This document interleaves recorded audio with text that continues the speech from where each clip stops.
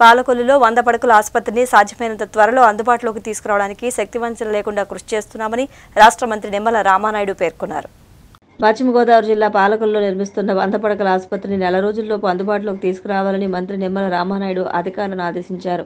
పాలకొల్లు పట్టణంలోని ప్రభుత్వ ఏరియా ఆసుపత్రిని ఆయన ఆకస్మికంగా సందర్శించారు. తొలుత రోగులకు అందుతున్న వైద్య సేవలపై ఆరా తీశారు. అనంతరం వైద్యాధికారులతో మాట్లాడుతూ ప్రస్తుత పాత భవనం శిథిలమైనందున కొత్త భవన నిర్మాణ పనులు వేగవంతం చేయాలని సూచించారు. తమ ప్రభుత్వ హయాంలో మంజూరైన 12,60,00,000 రూపాయలతో చేపట్టాల్సిన పనులు 5 ఏళ్లైనా పూర్తి కాలేదని అసహనం వ్యక్తం చేశారు. పాత ఆసుపత్రిని మార్చేసినంత మాత్రాన రోగులకు వైద్య సిబ్బందికి ఎటువంటి ప్రయోజనం లేదన్నారు. గత వైసీపీ నాయకుల అవగాహన లేమి కారణంగా ప్రజాధనాన్ని దుర్వినియోగం చేశారని మండిపడ్డారు. 2 సంవత్సరాల లోపుగా పూర్తవ్వాల్సినటువంటి అగ్రిమెంట్ ఈవేళ 5 సంవత్సరాలైనా కూడా పూర్తి కాకపోవడం, ఆ యొక్క ఎవరైతే పేషెంట్స్ కి ఎవరైతే ఉందో వాళ్ళకి సరైన వైద్యం అందించలేకపోవడం అనేది ఒకటి.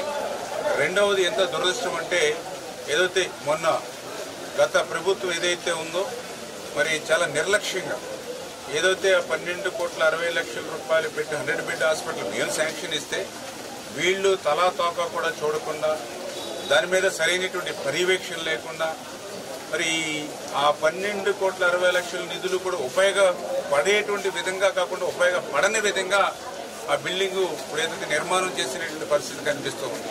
ఇప్పుడు ఏదైతే రివ్యూ చేస్తూ ఉంటే ఒక్కొక్కటి బయటపడుతూ ఉన్నాయి. మనం ఏదైతే 100 బెడ్ హాస్పిటల్కి సరిపడాగా అక్కడ రూమ్స్ కానీ ఆ ఓపీలు కానీ అవన్నీ చేయవలసిన పరిస్థితి వార్డ్స్ కానీ. ఎందుకంటే 100 బెడ్ హాస్పిటల్ అంటే డాక్టర్స్ పెరుగుతారు, అంటే ఏదైతే ఈఎన్టీ కానీ పిఎన్టీకి కానీ ఇట్లా ఆర్థోపెటిక్ ఇవన్నీ కూడా పెరుగుతారు అని దానికి సరిపడిగా అక్కడ నిర్మాణం చేయాలి. అట్లా కాకుండా ఇప్పుడు కొత్తగా కట్టిన బిల్డింగు ఇప్పుడు ఏదైతే పాత బిల్డింగ్ ఏదైతే ఉందో సేమ్ టు సేమ్ అంటే 50 పడకల ఆసుపత్రి గతంలో ఇక్కడ ఎలా ఉందో అదే రకంగా మళ్ళీ 50 పడకల ఆసుపత్రిని మాత్రమే అది కూడా అసంపూర్తిగా నిర్మాణం చేసిన పరిస్థితి, ఎందుకు పనికిరానిటువంటి విధంగా మార్చినటువంటి పరిస్థితి. ఇప్పుడు దాన్ని మళ్ళీ ఏదో మనం డిస్మాండిల్ చేయలేము, అలాగని పూర్తిగా మనం ఉపయోగించుకోలేము. నిజంగా వాళ్ళకి కట్టకపోయినా కనీసం ఆ నిధులతో ఇప్పుడు పర్ఫెక్ట్గా మన 100 బెడ్ హాస్పిటల్ అయినా మనం నిర్మాణం చేసుకునేవాళ్ళం. అంటే వీళ్ళు అటు ఇటు కూడా కాకుండా ఆ నిధుల్ని మరి ప్రజలకు ఉపయోగపడిన విధంగా కూడా వాటిని చేసినటువంటి పరిస్థితి. అంటే ఈ రకంగా 5 సంవత్సరాల జగన్ విధ్వంసం అంటే విధ్వంసం అంటే ప్రతి ఒక్కరూ పదే ఏదో కావాలని పొలిటికల్ గా మాట్లాడతారని అనుకోవచ్చు వైఎస్ఆర్సీపీ. కానీ ఈరోజు చూస్తుంటే బాధ వస్తూ ఉంది ప్రతిదీ కూడా.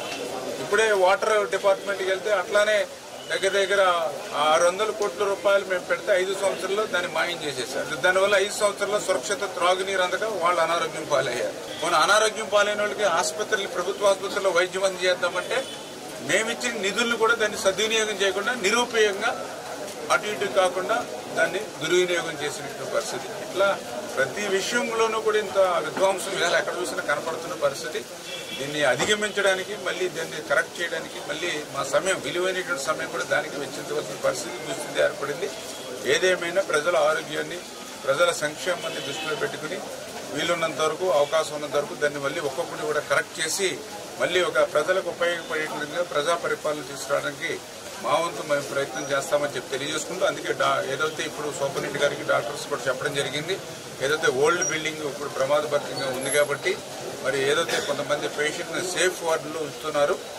ఇప్పుడే కాంట్రాక్టర్ని అదేవిధంగా ఇంజనీరింగ్ అధికారులు కూడా చెప్పాం. కనీసం ఇమ్మీడియట్లీ ఒక 3-4 వార్డులు ఒక ఆపరేషన్ థియేటర్ కనీసం అక్కడ మనకి ఇమ్మీడియట్లీ క్లియర్ చేస్తే ఎంత తొందరగా మీరు అవి ఇవ్వగలిగితే కనీసం ఆ వార్డులైనా అక్కడికి షిఫ్ట్ చేస్తే కొంత సేఫ్ ఉంటుంది. అది ఇమ్మీడియట్లీ అయినా సరే మరి 1 మంత్లో అయినా సరే యుద్ధ ప్రాతిపదిక మీద ఆ వార్డులైనా అప్పచెప్పమని ఇప్పుడే అధికారులని కాంట్రాక్టర్ ఏజెన్సీని